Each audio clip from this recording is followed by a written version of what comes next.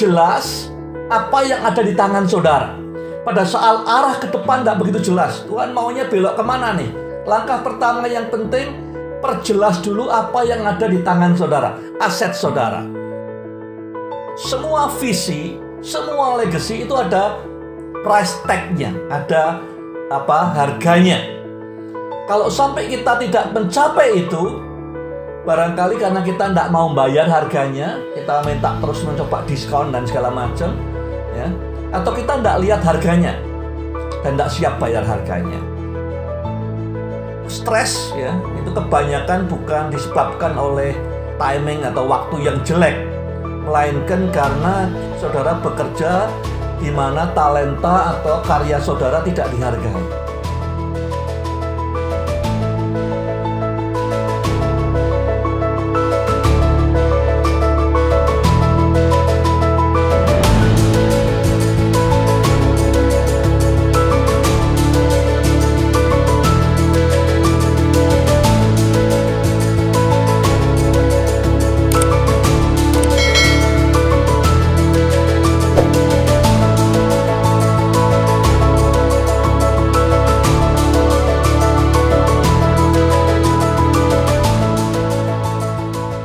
Saya beri judul 1 Samuel 20:21, pada saat pemimpin merasa dia tidak dihargai.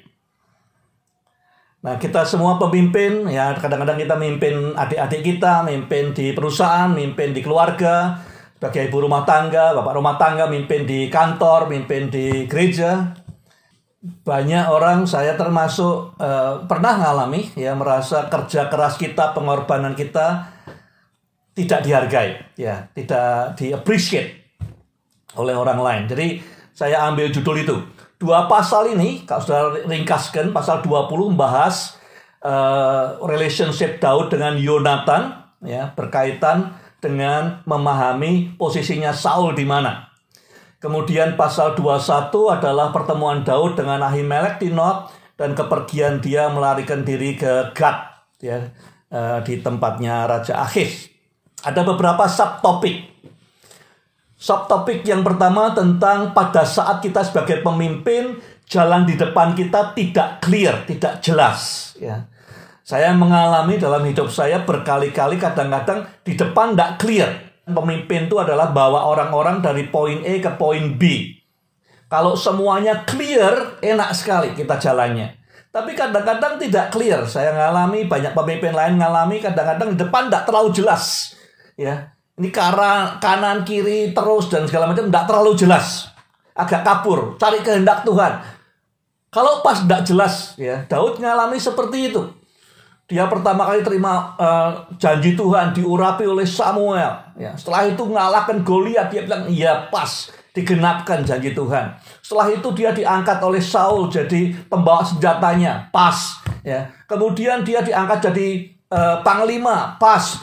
Jadi panglima, dia perang, menang terus. Dia bilang ini semua menggenapkan apa yang arahnya pas betul dengan janji Tuhan.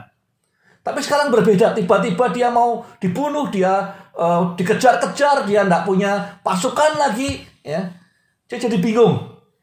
Ini benar apa salah janji Tuhan? Ya, kadang-kadang kita bertanya seperti itu. Ini gimana kok kenyataan beda dengan yang dinubuatkan, dengan yang dijanjikan, dengan yang diarahkan, ya. Dalam keadaan tidak clear seperti itu. Ini kalau sudah ngalami nanti kemudian hari atau sekarang mengalami sekarang, di depan tidak clear. Destiny-nya mungkin sudah jelas, tapi di depan tidak clear.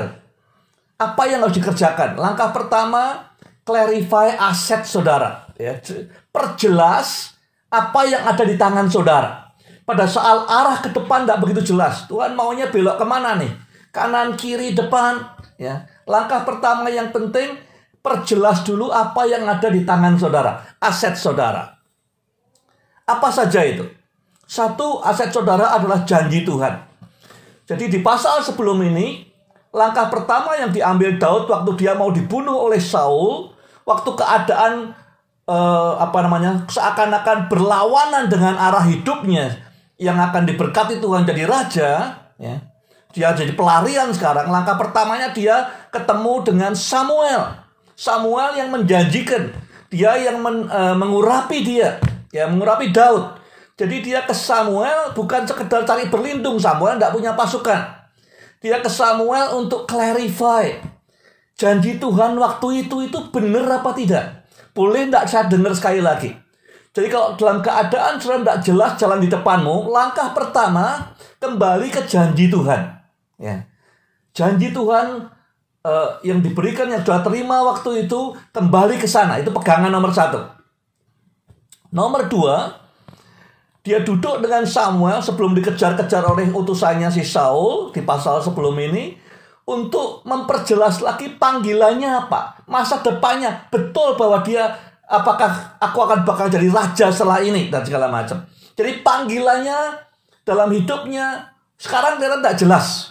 Dia kayak fugitif, ya, dikejar-kejar, pelarian, ketakutan, tapi dia make sure masa depannya di mata Tuhan seperti apa, panggilannya itu apa. Itu digaris bawahi. Jadi nomor 1, aset saudara adalah janji Tuhan. Nomor 2, panggilan Tuhan. Ya. Panggilan Tuhan itu aset yang luar biasa. Yang ketiga, punya apa lagi Daud? Dia punya relationship yang sangat bermakna, yaitu dengan Yonatan. Jadi setelah dia dari Rama, dia kembali ketemu Yonatan di pasal 20. Nah, saudara perlu ingat di dalam keadaan yang sulit, tidak jelas dalam kepemimpinanmu, ya.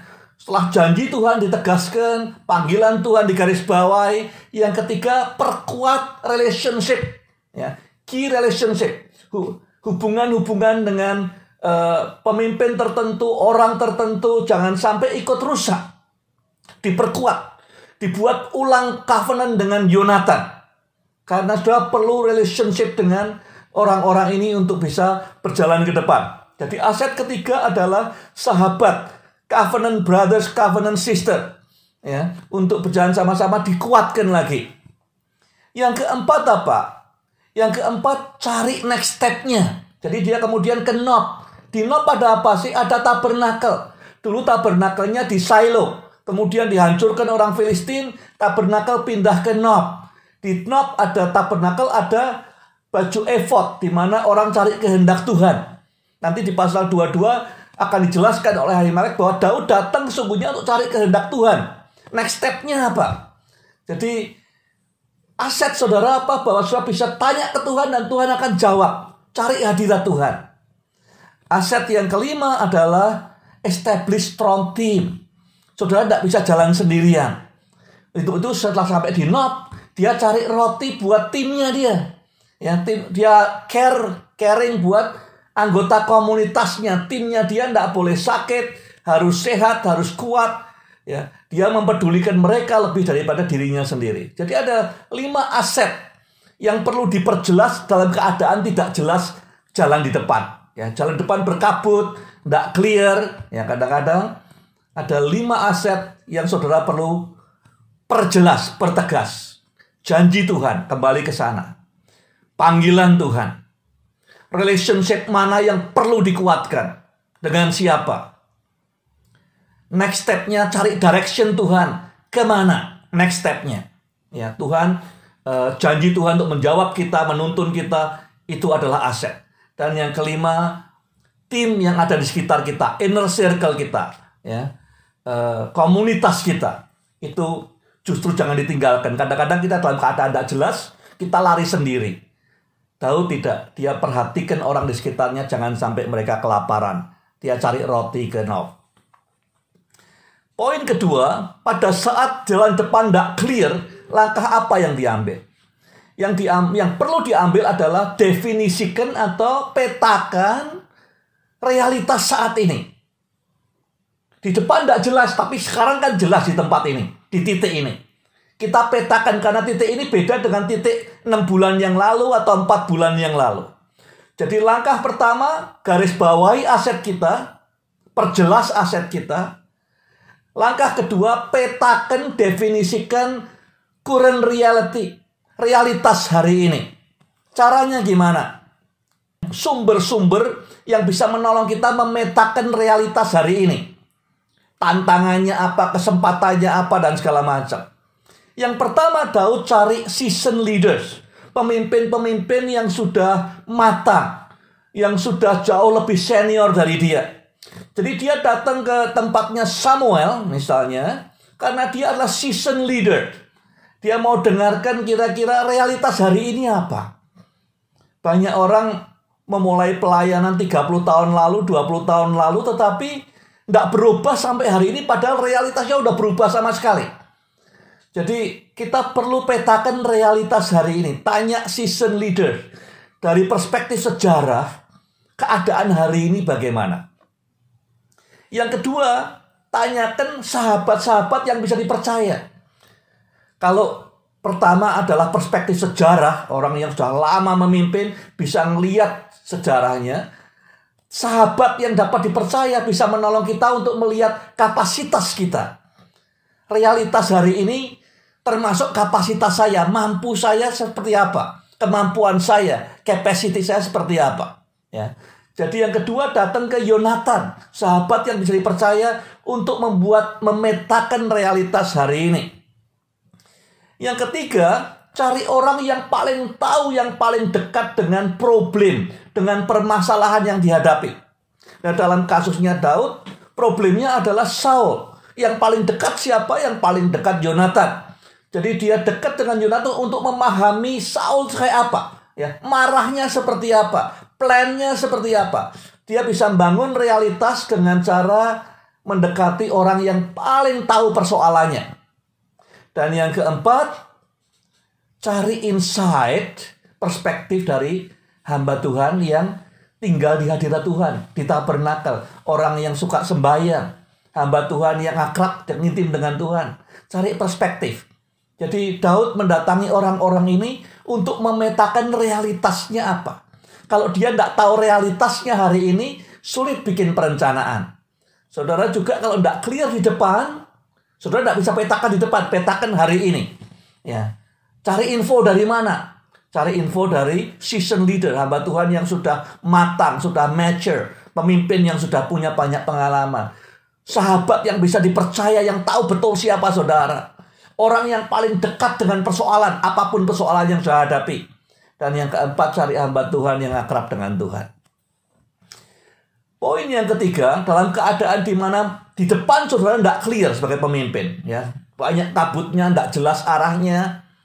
Yang penting jaga hati, jaga pikiran. Ya, jaga hati, jaga pikiran, menolong saudara tidak terperosok kemana-mana. Ada beberapa hal yang dikerjakan oleh Daud yang menurut saya penting. Dalam keadaan tidak jelas, ingat jaga hati, jaga pikiran. Yang pertama, Daud tidak pernah nyalahkan siapa-siapa. Ya, kalau dibaca ini, tidak pernah nyalahkan Tuhan juga, tidak nyalahkan siapa-siapa. Dia bisa aja nyalahkan Samuel. Samuel gara-gara diurapi, jadi sekarang dikejar-kejar mau dibunuh. Atau dia bisa nyalahkan Saul, nyalahkan siapa saja. Tapi tidak pernah keluar dari mulutnya dia nyalahkan siapa-siapa. Ya. Yang kedua, tidak ada resentment, tidak ada amarah jengkel terhadap Tuhan maupun terhadap siapapun juga. Ya, tidak ada resentment. Daud tidak tunjukkan kemarahannya apa-apa. Ya. Yang ketiga, dia jaga hatinya dengan tidak ada amarah. Bahkan dengan Saul pun dia tidak marah. Berkali-kali dia coba menjelaskan, membuktikan bahwa dia itu setia. Tapi tidak pernah marah karena anger itu the root of murder. Yesus berkata, dulu kamu dengar membunuh itu dosa. Aku beritahu kamu marah pada saudaramu pun sudah dosa. Karena anger is the root of murder. Ya, semua pembunuhan dimulai dari anger. Kenapa ada perang? Kenapa ada pembunuhan? Mulai dari Kain dengan Habel. Mulainya dari anger dulu, kemarahan. Ya. Dan yang keempat, no complaint. Ya, Daud tidak terperangkap dengan roh berkeluh kesah. Jadi dalam keadaan di depan saudara tidak clear, semua pemimpin pernah mengalami depannya tidak clear, ya. Karena Tuhan ingin menguji kita, jaga hati, jaga pikiran. Jangan sampai ada amarah, jangan sampai ada blaming, menyalahkan orang lain, jangan ada resentment, ya, dan jangan ada complaint. Sekarang kita mau belajar tentang satu tokoh lagi yang namanya Ahimelek. Ya, dia meninggalkan legacy yang luar biasa. legacy yang besar sering diperoleh dengan harga yang mahal. Ya, legacy, saudara semua, kita ingin meninggalkan legacy kepada generasi berikutnya, anak kita, cucu kita, organisasi yang kita pimpin. Ya, legacy yang besar harganya mahal. Ada seorang mengatakan semua visi, semua legacy itu ada price tag-nya, ada harganya. Kalau sampai kita tidak mencapai itu, barangkali karena kita tidak mau bayar harganya, kita minta terus mencoba diskon dan segala macam, ya, atau kita tidak lihat harganya dan tidak siap bayar harganya. Apa yang dikerjakan Ahimelek di pasal 21 1 Samuel ini menyebabkan dia dan seluruh keluarganya dibinasakan. 86 imam, keluarga imam sampai anak-anak semua dibunuh, ya, oleh karena apa yang dia buat ini. Harganya mahal. Saudara punya mimpi besar, visi besar, ingin punya legacy yang extraordinary. Saudara mau tinggalkan di dunia ini, ya. Harganya tentu juga mahal. Count the cost. Ya. Melalui pengorbanannya Ahimelek dan keluarganya ini, dia meluncurkan satu-satunya survival anaknya yang namanya Abiatar. Kemudian menjadi salah satu imam besar yang paling dikenal karena dekat dengan Daud. Ya. Abiatar dan Sadok, ya, dua orang yang menjadi kepercayaannya Daud, imam besar yang sangat dikenal sekali. Kalau tidak ada pengorbanannya Ahimelek dan keluarganya, ya, Abiatar mungkin tidak dikenal. Dia satu di antara imam-imam yang lain. Tapi karena pengorbanannya, satu-satunya yang survive, dengan pengorbanannya itu Abiatar diluncurkan menjadi one of the greatest high priest in the Old Testament. Di dalam perjanjian lama salah satu yang paling dikenal Abiatar. Yang berikutnya, sudah tahu waktu Yesus mencoba menjelaskan tentang Sabat, bahwa Sabat itu dibuat untuk manusia supaya kita bisa produktif dan efektif. Bukan kita dikungkung oleh Sabat. Waktu dia ditegur oleh orang Farisi di Matius pasal 12, dia berkata, "Apa kamu tidak membaca pada saat Daud dan timnya sedang kelaparan, dia datang ke tabernakel di Nob, kemudian diberi roti sajian yang harusnya adalah makanan untuk para imam." Jadi Yesus ingin menyampaikan kebenaran, dia pakai ceritanya Ahimelek menolong Daud. Jadi Ahimelek kemudian dikenal ribuan tahun kemudian karena apa? Ya, karena Tuhan Yesus mengutip apa yang dia buat itu benar, walaupun melewati norma-norma waktu itu. Tetapi apa yang dia buat dibenarkan oleh Tuhan Yesus. Itu legasinya dia. Sampai sekarang kita bisa kenal ceritanya ya karena keberaniannya dia untuk menolong Daud. Apa yang kita bisa belajar dari leadership lesson dari Ahimelek? Ada 8 poin yang saya belajar dari dia. Ya, saya mau share ke saudara. Yang pertama, waktu dia pertama kali lihat Daud, dia ketakutan katanya kan. Tapi dia tidak izinkan ketakutan mendikte dia.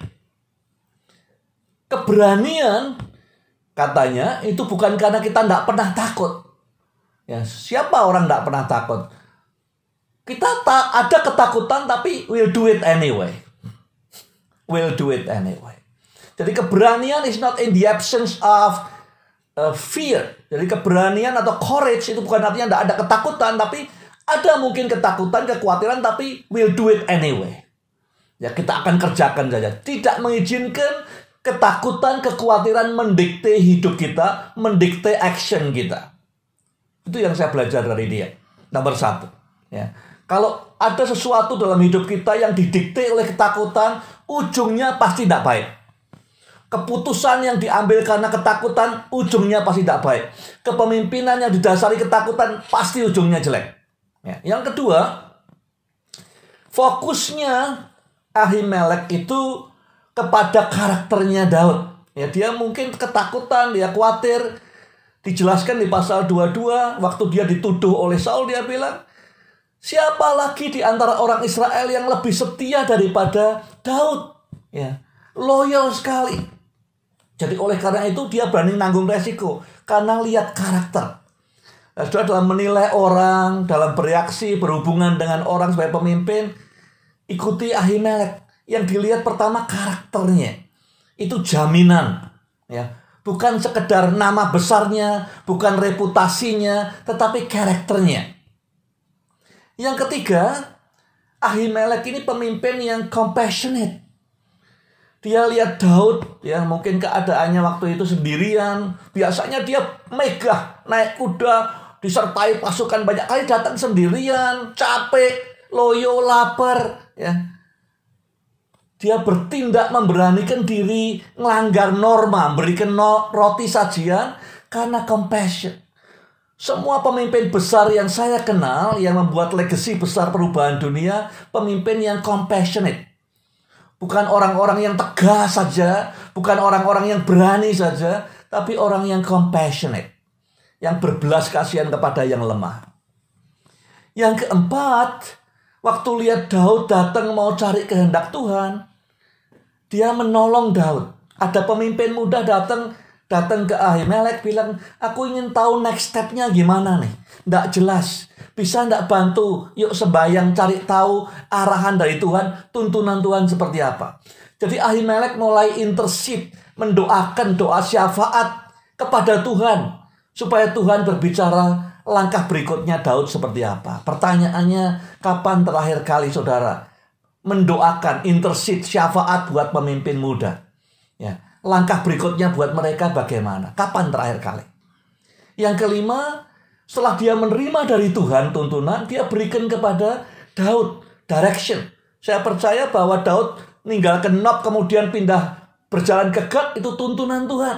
Langkah-langkah yang Tuhan tuntunkan kepada Daud, ya, yang buat dia selamat. Jadi, kapan terakhir kali kita menyampaikan kehendak Tuhan, arahan Tuhan buat pemimpin-pemimpin muda? Ini yang dikerjakan Ahimelek. Ya, dia setia, dia memberikan. Walaupun dia nggak nanggung resiko nih. Tapi dia sampaikan apa kehendak Tuhan buat pemimpin muda. Yang nomor 6, dia juga care for the well-being of younger leaders. Jadi nggak cuma nyampaikan firman Tuhan, tapi juga lihat Daud dan timnya ini kelaparan, nggak ada makanan. Jadi dia berani ngambil resiko, dikasih rotinya, supaya mereka sehat, supaya mereka kuat. Ya. Kapan terakhir kali kita sebagai pemimpin care untuk pemimpin yang lebih muda? Anak-anak, remaja yang sudah mulai memimpin. Ya, tidak hanya secara firman, tapi juga secara jiwani, jasmani, dan segala macam. Nomor 7, dia care dengan capacity pemimpin muda seperti Daud. Ini orang diutus tapi tidak diberi senjata, tidak diberi equipment, tidak diberi apa-apa. Jadi dia berikan kepada Daud pedangnya Goliat. Diberi equipment, diberi tools untuk sukses. Kapan terakhir kali kita berikan tools, equipment kepada pemimpin-pemimpin lain yang lebih muda? Ya, entah itu remaja atau anak-anak atau siapapun juga. Dan yang terakhir, yang nomor 8, Ahimelek punya discernment. Dia lihat Daud secara luar kelihatannya orang ini butuh roti, butuh pedang. Tapi sungguhnya dia lihat ke dalam. Ini seasoned leaders, pemimpin yang sudah matang, lihat dalamnya Daud ini. Sesungguhnya yang dibutuhkan Daud ini adalah restorasi. Ya. Daud merasa tidak dihargai. Dia merasa kecewa sekali. Selama ini dia berjuang mati-matian, mempertaruhkan nyawanya. Dia lawan Goliat. Kemanapun Saul utus dia pergi, dia paling depan. Walaupun dia tidak tahu Saul ingin dia mati karena dia tak paling depan, tapi dia berjuang dan menang terus. Ya, jarang pulang ke rumah, suruh menghibur raja, main musik, perang dan segala macam. Tapi sekarang mau dibunuh, rasanya tidak dihargai. Ya, jadi Daud sedang kecewa dan itu lebih menyakitkan daripada laparnya dia, lebih menyakitkan daripada tidak punya pedang. Perasaan tidak dihargai. Dan Ahimelek lihat itu. Jadi kemudian dia terpikir yang bisa menolong Daud adalah pedangnya Goliat. Jadi dia tidak hanya meresponi kebutuhan Daud yang kelihatan, dia melihat dalamnya Daud sedang sakit parah. Dia merasa tidak dihargai. Nah, ini ada satu quote dari Lane Cheney mengatakan stres ya itu kebanyakan bukan disebabkan oleh timing atau waktu yang jelek, melainkan karena saudara bekerja di mana talenta atau karya saudara tidak dihargai. Ini yang paling banyak menyebabkan stres karena we are not appreciated. Ya, pada dasarnya nature manusia itu kita butuh untuk di-appreciate. Tapi di mana kita tidak di-appreciate, maka itu menimbulkan stres ya, kita tidak sadar soal itu. Cara Ahimelek menyembuhkan Daud dari sakitnya yang merasa tidak dihargai adalah dengan menunjukkan kepada Daud pedangnya Goliat. Caranya gimana? Daud sakitnya apa? Dia merasa tidak dihargai, dia kecewa sekali ya, karena perjuangannya, pengorbanannya, semua dia berikan, kerja kerasnya tidak dihargai. Nah, kita semua pernah mengalami seperti itu. Waktu Ahimelek tahu itu, dia bilang, ayo kita masuk ke dalam ya, tabernakel. Di belakang efod ini, di belakang tablet untuk mencari kehendak Tuhan, hadirat Tuhan ini disimpan pedang Goliat. Artinya apa yang kamu raih dengan bunuh Goliat itu dapat tempat di pusat hadirat Allah. Jadi Allah menghargainya. Orang Israel semua menghargainya. Jangan sekedar terpaku pada Saul. Saul mungkin dia buta, tidak bisa melihat itu. Tapi orang Israel lihat kematian Goliat itu adalah sesuatu yang luar biasa. Tuhan menghargainya. Jadi Ahimelek mengajak Daud untuk masuk ke tabernakel, ditunjukkan, kamu lihat pedang Goliat yang dulu kamu pakai untuk menggal Goliat ini ada di pusat tabernakel di belakang baju efod. Di hadirat Tuhan. Tidak ada benda lain di tabernakel yang bukan difirmankan Tuhan kecuali pedangnya Goliat waktu itu. Pedang Goliat kemudian dibungkus kain, dibuka kepada Daud. Ya. Daud yang sedang discourage, diingatkan oleh pedang Goliat tentang the power of God. Ya, tadinya dia sudah merasa, mana sih kuasa Tuhan, saya kalau dikejar-kejar dan segala macam.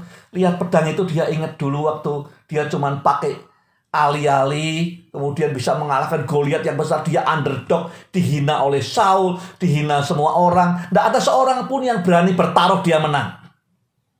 Tuhan tunjukkan kuasanya, dia menang. Lihat pedang itu, dia ingat lagi, wow, yes, God is all powerful. Yang kedua, pedang Goliat mengingatkan Daud tentang dia di-refresh connection-nya dengan courage. Dia masih ingat waktu dia belum mengalahkan Goliat, dia bilang, siapa orang yang tidak bersunat yang berani menghina Allah, yang berani menghina pasukan dari Allah yang maha tinggi. Ini anak umur 14 tahun berani ngomong seperti itu. Semua orang, bahkan kakak-kakaknya marahi dia, ya, menuduh dia punya motivasi yang salah. Dia diingatkan lagi waktu dia masih umur 14 tahun, 15 tahun itu, keberaniannya bersama Tuhan, tidak ada yang dia takuti. Di-connect lewat pedang itu, dia ingat lagi. Lewat pedang Goliat, dia diingatkan lagi akan perlindungan Tuhan. Waktu itu dia sudah hitungannya ancaman mati di depan mata, di depan Goliat. Dan perlindungan Tuhan membuat dia hidup sampai hari ini. Pedang Goliat mengingatkan dia. Jadi Ahimelek, dia menyembuhkan Daud dari penyakit yang paling dalam, yaitu feeling tidak dihargai. Ya. Jadi orang bisa tidak menghargai saudara, it's okay persoalannya. Tapi kalau kita masukkan dalam hati, itu jadi virus yang berbahaya sekali. Daud merasa semua upaya, kerja keras, perjuangan, pengorbanannya tidak dihargai oleh Saul. Dia merasa semuanya kayak hilang sirna. Ahimelek menolong Daud mengatasi perasaan tidak dihargai melalui pedang Goliat tadi. Pertanyaan buat saudara, refleksi, lihat ke dalam. Apakah saudara pernah merasakan bagaimana kerja keras, perjuangan, pengorbanan saudara tidak dihargai? Mungkin oleh bos, oleh pimpinan, oleh suami, istri, anak, yang kita take it for granted semuanya. Bagaimana Tuhan menolong saudara mengalahkan perasaan yang sangat merusak dari dalam ini.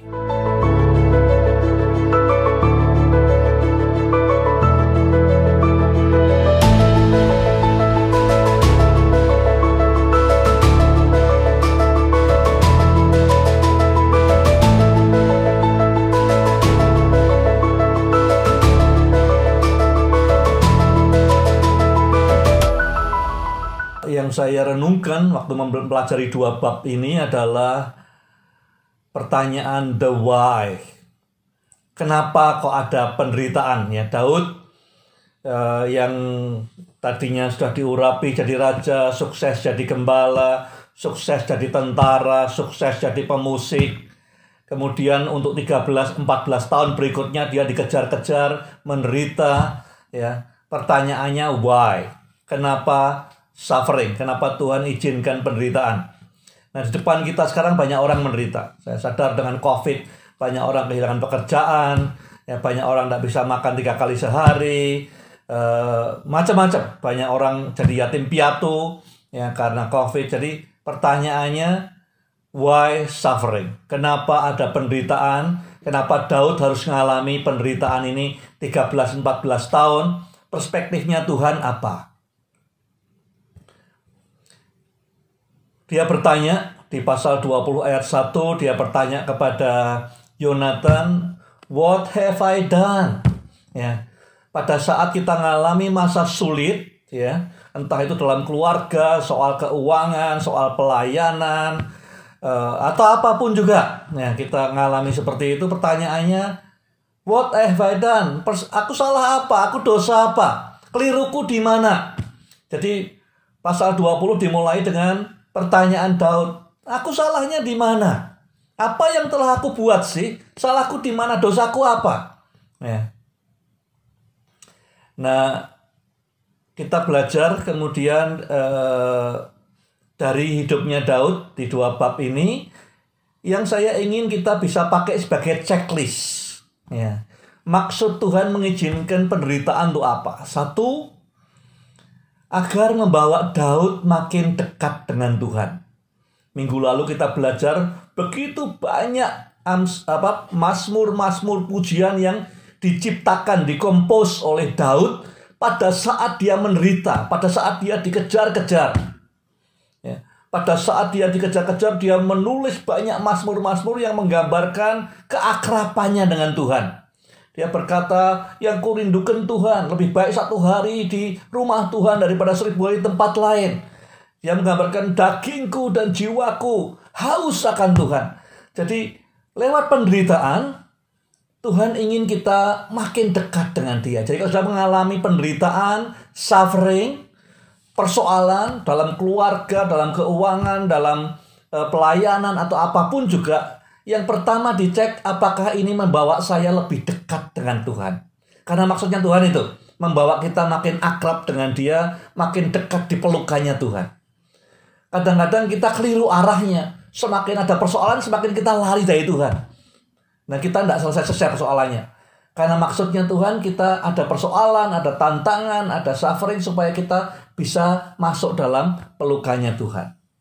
Yang kedua, checklist nomor 2. Untuk menolong Daud supaya dia kemudian hari sadar penderitaan orang-orang yang bakal dia pimpin.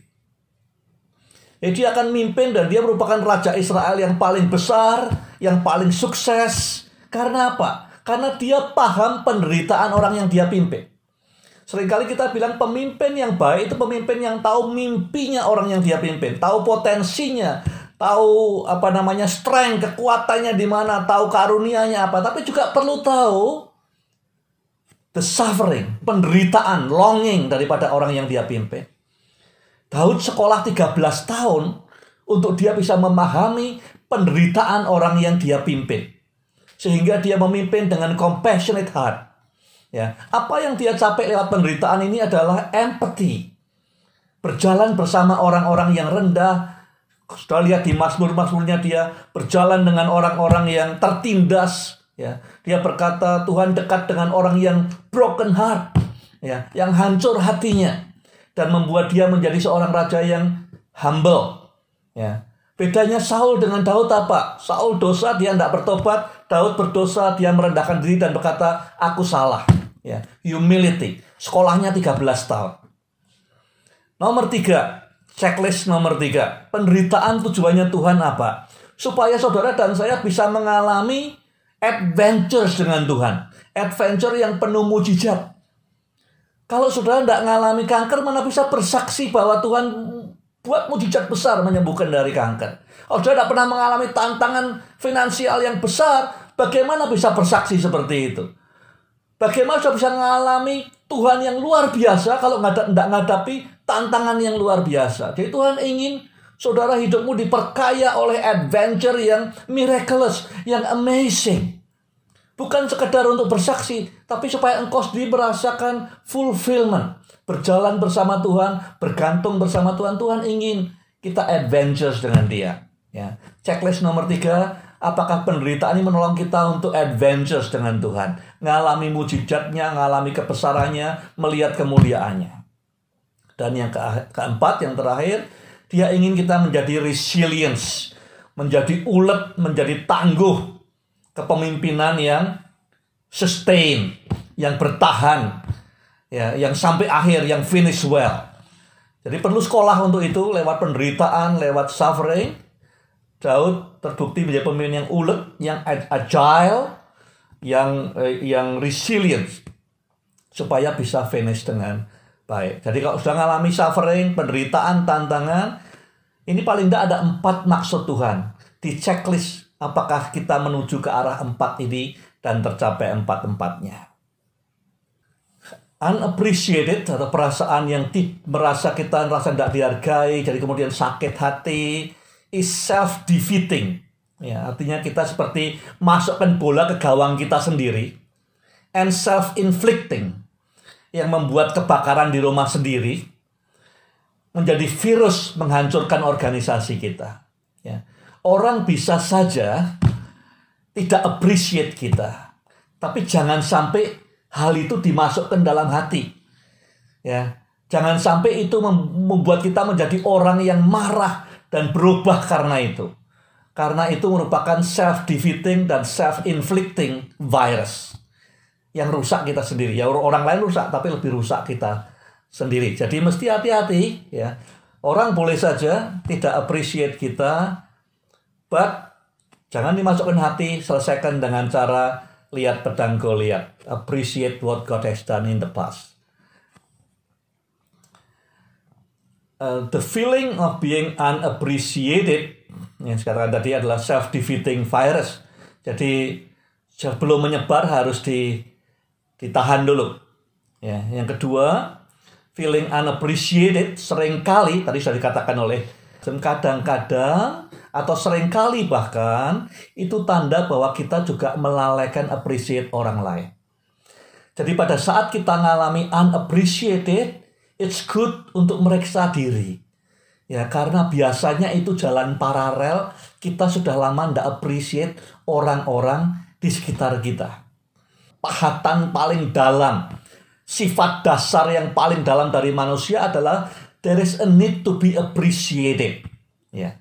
Kalau kita gembala, jemaat merasa appreciated, akan setia. Ya. Nah, sekarang yang ingin saya mau sampaikan pada saudara adalah untuk 7 hari ke depan, why don't we commit to appreciate others? Kita seringkali take it for granted ya. Karyawan datang tepat waktu, setiap kali kita anggap ya memang tugasnya begitu. Tapi kita tidak pernah appreciate it, kita seringkali take it for granted. Ya, suami, istri, anak-anak, orang tua, we don't appreciate people around us karena kita pikir it's supposed to be like that, take it for granted. Semua orang butuh to be appreciated, wanted. Ya, jadi kalau boleh pasang kepekaan sedikit 7 hari ke depan, find people and appreciate them. Bukan soal muji orang, tapi appreciate them bahwa they are very valuable to us. Appreciate their hard work, kesetiaan mereka, ya. Mungkin itu memang kewajibannya, tapi untuk mereka setia, tepat waktu, senyum tiap hari, ya. Appreciate it. Walaupun sakit tetap kerja dan segala macam. Find times the next 7 days. Find people around you yang selama ini, entah orang tuamu, anakmu, istri, suami, kakak, adik, teman, sahabat, siapapun, karyawan, janitor sekalipun, direkturmu, ya. Siapapun, senior pastor, cari kesempatan to show your appreciation yang tulus dari dalam hati. That will go very long way.